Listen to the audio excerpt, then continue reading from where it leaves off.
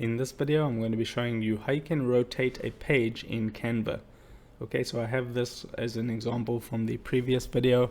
So what I can do is I can just, for this video, I'll go into templates and let me choose this. So I'll get rid of that palm tree and I'll drag this template right over there. Now, if I want to rotate this, all you need to do is left click on your mouse and select everything within the template. And now you can see this little arrow pointing to the right and to the left. That is the rotate handles. If you click on that, you can now rotate that this way. You can rotate it this way.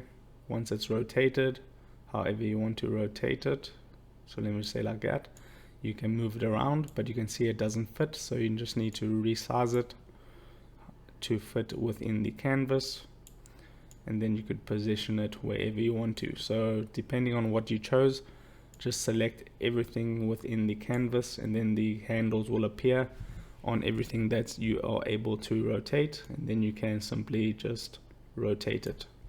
So that's it. If this video helped you out, don't forget to drop a like onto it and subscribe for more, and I'll see you in the next video. Take care.